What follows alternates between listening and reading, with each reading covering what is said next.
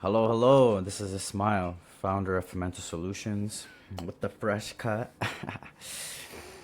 Yeah, founder of Fermental Solutions, which is a company that helps to grow and develop medical spas. Today, I have a very, very important video for you guys.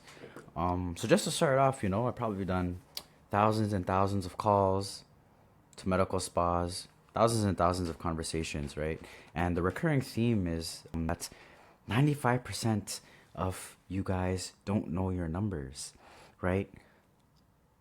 More times, the point of the conversation is to kind of understand where you guys are currently at, where you're trying to go, and kind of pinpoint where exactly I can help you.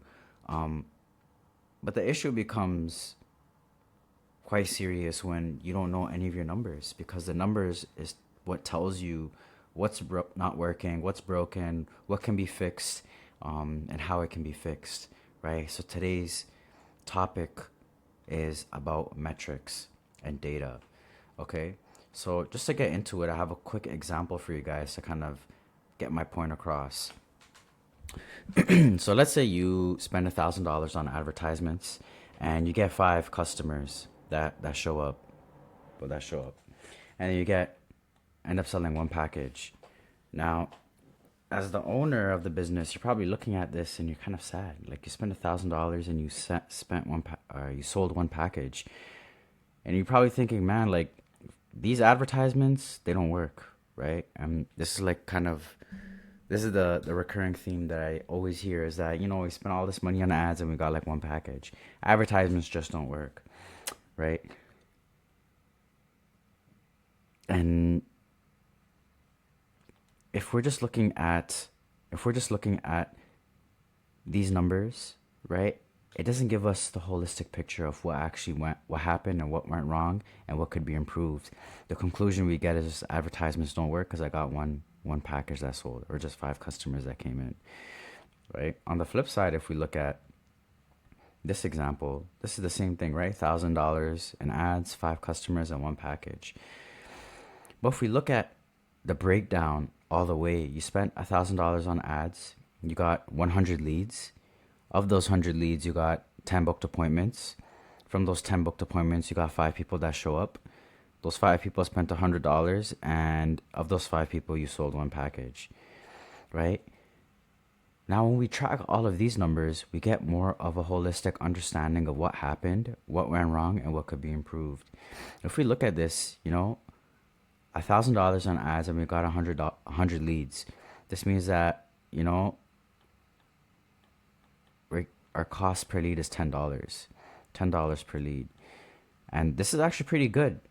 If we're looking at this number, then we know that the advertisement that we ran is actually doing its job. It's getting the attention and it's getting the interest that we need. We got a whole 100 leads from this. If you continue down, then we see that of those 100 leads, only 10 people booked an appointment. So this is where the drop off is happening. This is the problem over here is that you have a 10% booking rate, which is terrible, right?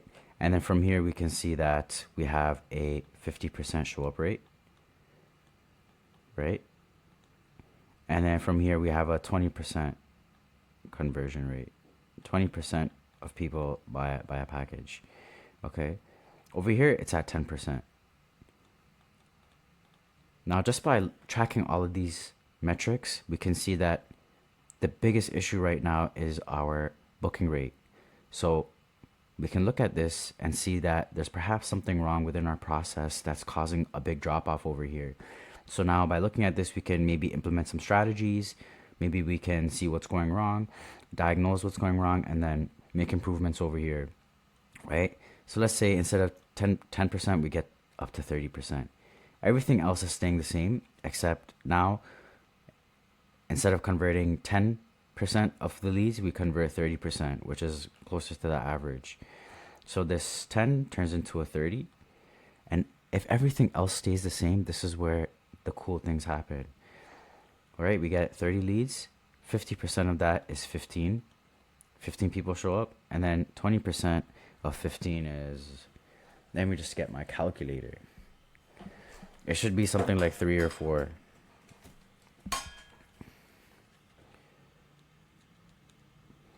Right? And then we sell 3 packages. By just fixing this one thing, right, we were able to significantly increase the amount of money we make, right? So, for example, if the package we sold is for $1,000 instead of $1,000, we made $3,000, right? And if everyone is spending $100 over here, we made $1,500 versus $500, right? So just fixing these small things makes a huge difference, and you can only know what to do if you're tracking the metrics. Now let's continue on. 50% show up rate is not that great. So instead of 50%, we implement some strategies, we make some changes, and we get it up to 75%, right?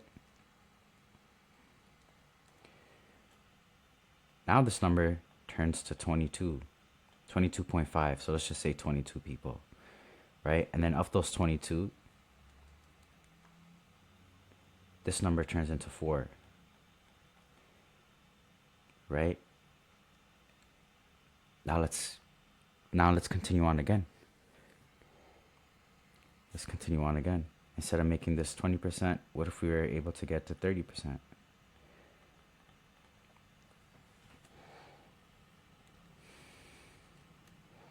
Right? All of a sudden this number turns to 6, right?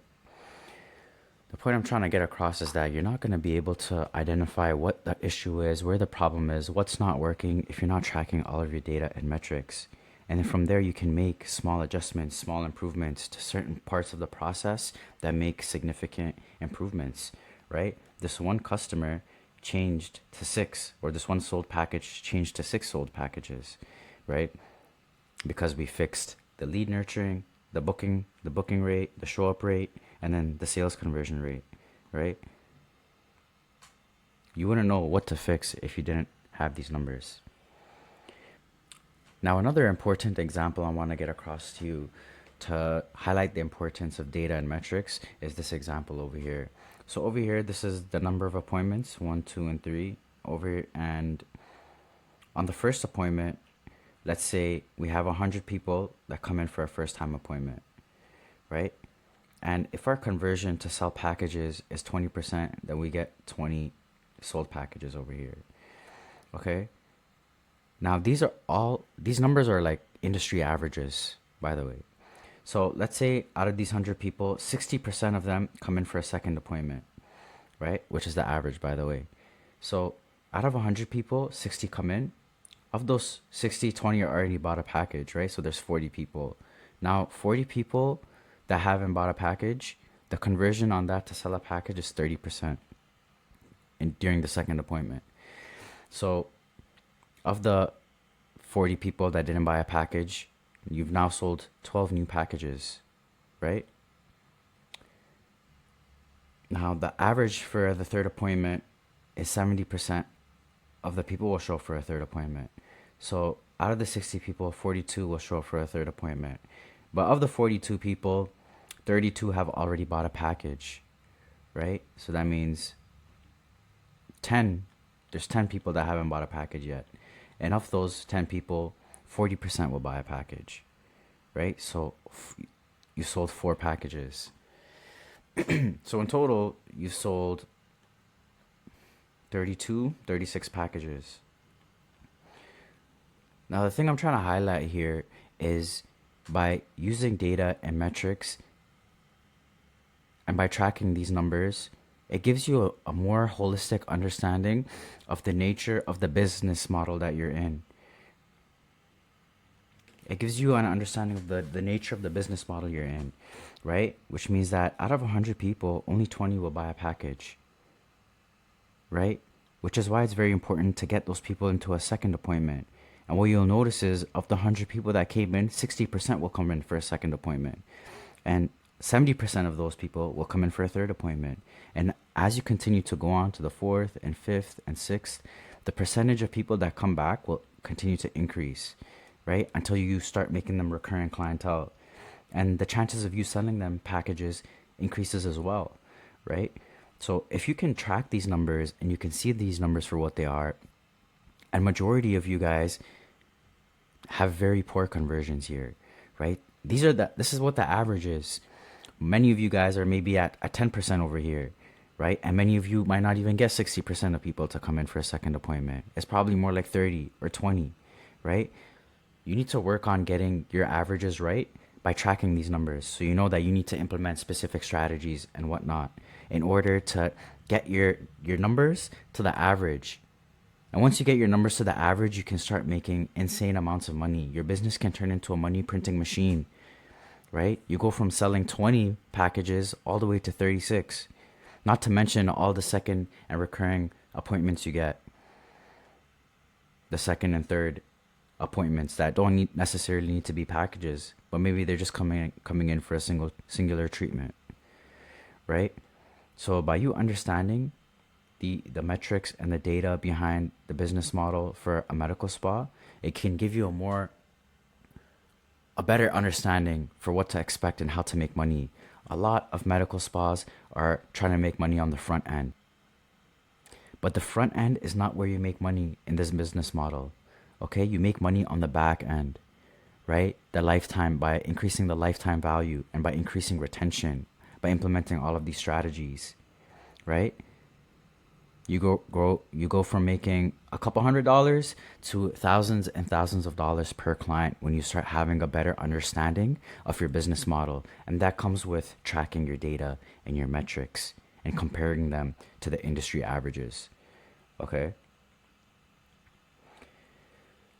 So now we kind of understand the importance of data and metrics, right? The most important thing about it is it helps with your decision-making process, right? If you have a whole bunch of problems within your business and you're just making changes like that, okay, this is not really working, let me make a change here, let me make a change there, but you're not doing it based on like actual numbers, you're just shooting darts in the dark, right? This is not the way to go. And I drew this very beautiful picture over here to kind of get my point across.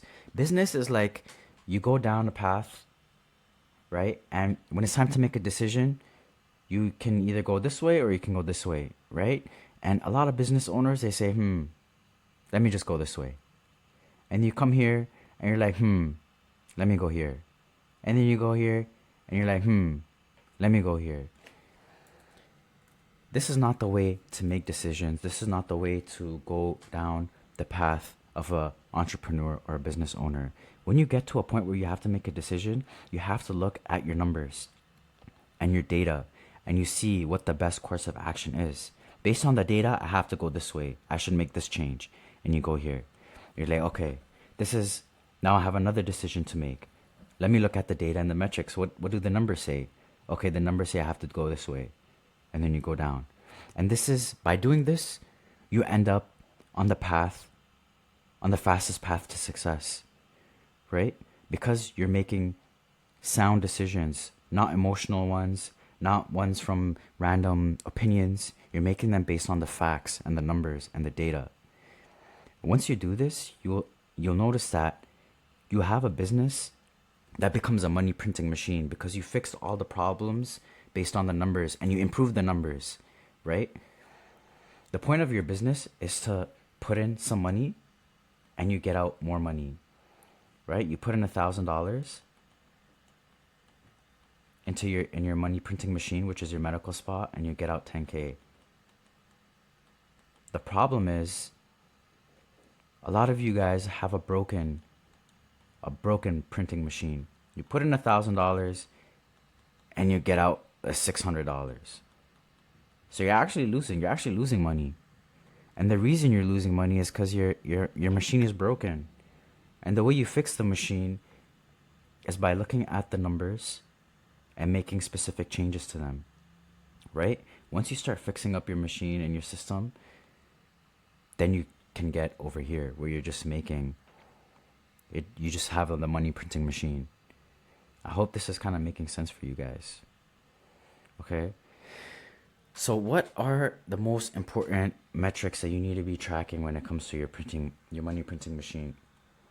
So if you watch my previous videos, then you know that the foundations of a good medical spa are client acquisition, sales, retention, and building a team, and also building a brand, which I'll get into a bit later. But right now, these four are the main pillars of your business, Okay, and each pillar has its own sub metrics that need to be tracked. Now, these are not all of the metrics that you should be tracking, but these are some important ones that I thought we should have. Okay, so the first thing is cost per lead, right? How much does it cost you to get a lead? And before we even continue, I want you to understand one concept, which is KPI, key performance indicator, right? What you need to understand is you're not the first medical spa, right? You're not the first business. There's tons, hundreds and thousands of businesses out there. And we have something called the industry average. Okay. And what the good thing about the industry average is it shows you where your numbers should be at for every single metric. For every single you can go on Google. What is the average cost per lead for a medical spa? You can go on Chat GPT and it will give you a range. Obviously, it depends. It ranges depending on your location, your size, the type of business, etc., etc. But there's averages that you could look at to see if you're on the right track, if you're on the right path. And if your numbers are not within KPI, that means something is wrong and you need to fix it. Okay? So, for example, your cost per lead, when you're doing advertisements, if your cost per lead is $60, something is wrong with your advertisement and needs to be fixed. I think the KPI for a medical spa is between $7 to $12. Okay? So, going back, cost per lead, cost per booked appointment, cost per show up. Now, I'm not sure if these are the right abbreviations, right? But these are metrics that you can track. And within these, there's sub metrics. So these are your costs. Now, you can also look at the percentages, right? So, what is your booking rate? This is a percentage. What is your show up rate?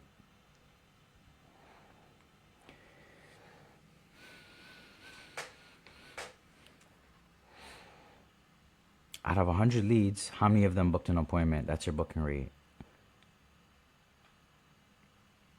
Out of 50 booked appointments, how many of them showed up? That's your show up rate. Okay. Now, like I mentioned, there's more metrics that you can track, but these are the ones that I tend to look out for. Now, another important metric is your cost to acquire a client. Now, this is different than your cost per show because your cost to acquire a client considers everything, all the costs it took to actually get that person. So, for example, the softwares you use, the employees, the advertisements, all of that, the accumulated cost for that is your cost to acquire a client. For example, maybe you spent $1,000 on ads. Maybe you have a software that's like $300 a month, and maybe you have an employee that's calling people and booking them, which is $800, right? So maybe you spent, $2,100 in total in that month, and you were able to get, I don't know, let's say like 22. You're able to get 22 clients in that month. If you just do 2,100 divided by 22, your cost to acquire a client is $95. Okay, which is not bad. Now, this is where things become interesting. If your cost to acquire a client is $95 and your lifetime value for a client, because you got all your processes and things dialed in, on average, your lifetime value is $2,000, which it could be a lot higher, but let's just say it's $2,000. And this is over 2 years because you retain that client for 2 years. This means that if you're trying to generate 100,000, like let's say we want to generate $100,000, we know that $95 will get you one client, which is worth $2,000 over 2 years, right? That means if I'm trying to make $100,000,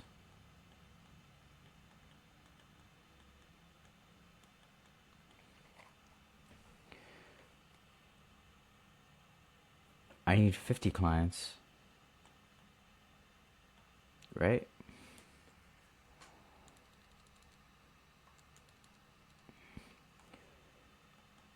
And that's gonna cost me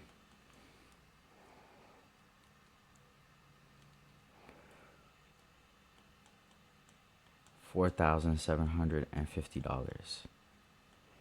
That means if I spend $4,750 over, I can get 50 clients, and then over 2 years, I'll make $100,000. This is insane when you start looking at business like this, right? The problem is a lot of you guys have a broken business model. Your lifetime value is trash and your retention is trash. So you might spend $4,750. You might get 50 clients. Matter of fact, you'll get a whole lot more than 50 clients, right? But you won't make anywhere near $100,000.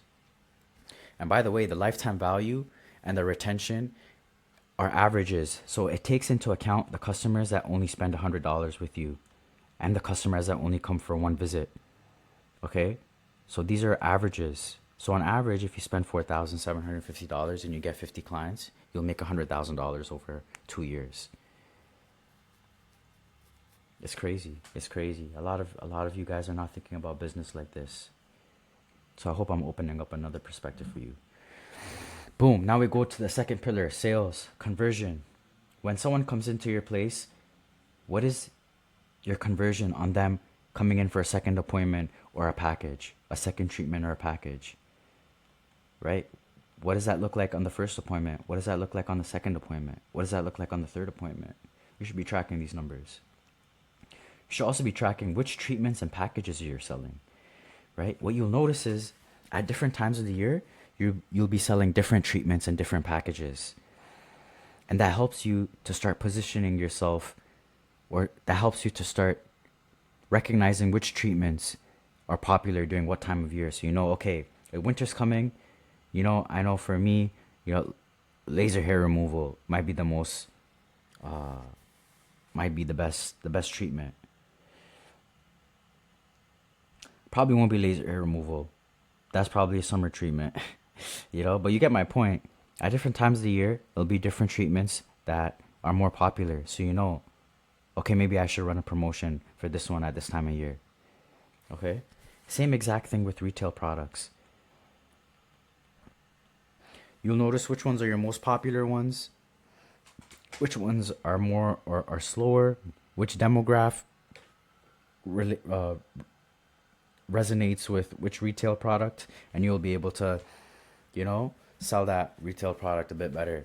And another big thing that no one really takes into account is inventory. Okay, because if you know that, hey, winter's coming and moisturizers are the one that's really popping, I can get more moisturizers for my retail products rather than getting exfoliators, which don't really do well in the winter time. Okay. Awesome. Next thing, retention. We already mentioned lifetime value. How much is someone spending with you over the entirety of their time with your business? The entirety of the time with your business, how much are they spending? Average spend per visit. How much are they spending on average per visit? Good medical spas have an average spending of $500 plus. A lot of you guys are like at $100, and that's kind of sad. Okay, so you need to fix up. Retention, how long is someone staying with you? 2 years, 3 years? One visit, 6 months? What is the average? And what is the average time between visits? Is it 4 months, 6 months?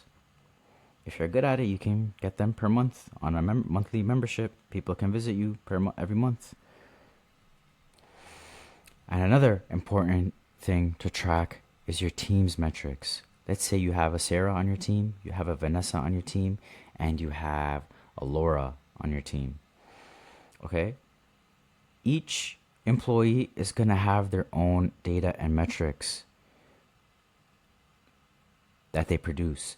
So Sarah's going to have her own lifetime value with her customers, her own average spend per visit, her own retention, her own conversion rates, her own treatments and packages she sells, her own retail products.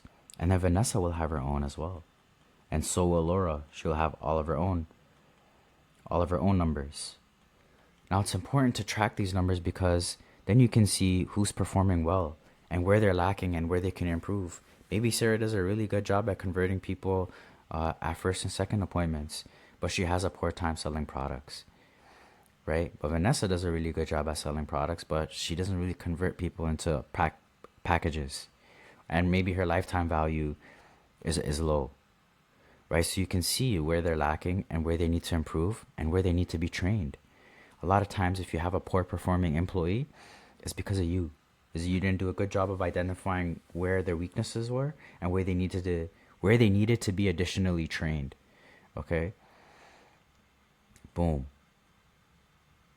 By doing this, then you can start to increase and train them and increase their numbers to make sure they're what? Within KPI. Okay? Now, utilization rate is another important metric to track. Utilization rate is how many hours are spent doing revenue generating activities. So for example, if Sarah works 40 hours per week and she spends 30 hours, booked up and doing revenue generating activities, her utilization rate is 75%. Okay, maybe Laura's utilization rate is like 25%. If that's the case, then she doesn't need to be working 40 hours a week, does she? If she's spending 10 hours doing revenue generating activities, then have her work 10 hours or 15 hours, right? Boom. Revenue per provider. This is another important metric. How much revenue is each employee responsible for generating? If Sarah's generating 10K, Vanessa's generating 10K per month, and then Laura's generating like 4K. Laura needs to be trained. Laura needs to do better. And if she's not, then it's time to replace her. You're not going to know what to do, where to make improvements if you're not tracking any of these numbers. And you need to be tracking them for your team as well. Okay? So how do you even track them? So like I mentioned, there's two things you need to track, right? On the customer's end, right? Like their lifetime value, their retentions, which treatments are selling, etc. And then on the team ends, your team's performance, right? For customers, now, like I mentioned, there's so much data, right? You could probably go ahead and make a crazy Excel sheet that's going to track everything, and it will be probably pretty tedious to put in all your numbers and make sure you're on top of all of that, blah, blah, blah. The best thing to do is to find a software that does this for you. There's tons and tons of softwares on the market. So go ahead and find one that tracks things for you and makes it easy for you, right? Now, the likelihood of the software tracking all of your metrics is probably very low. So you might need a stack of softwares, right? Maybe 1 or 2 or 3 softwares, because there's so many different things you need to track. For example, maybe you want to track the performance of your memberships, etc., etc. The point is, once you find the softwares that track everything for you, start using them, track your metrics, and then ideally you aggregate all of this data onto an Excel sheet. So at the end of every month, or at the end of at the end of every quarter, you can just go and review your data and your metrics, and you can make the right decision based on that, right? Put it on Excel. That's the point I'm trying to make. You can have a very nice looking Excel sheet, very professional. You can get someone to build it out for you. Same thing with your team. You want to track your team's performance. You want to track, their data and their metrics. You want to track their performance. You want to track their progression, all of that type of stuff. You can probably use a project management tool to do this. But again, you could probably just do it on Excel. And make sure that you're tracking it. Okay? I hope you found this video valuable and you maybe start to change your perspective on the nature of your business and the business model you're in, right? And I hope the data and the metrics that you track are going to help you to see more clearly what you need to do for your business. Okay? The point I'm trying to make is you can't just get someone to come in through your door and that's it. The medical spa business model is get people to stay longer and get them to spend more money. And that's how you start making a lot of money. Okay? Otherwise, you're going to be like 95% of medical spa owners that don't make no money. And you guys are struggling. Because you don't understand the business model. Because you're not tracking any of the data or the metrics. Okay? Let's get it. Let's make this money, guys. Come on. Peace.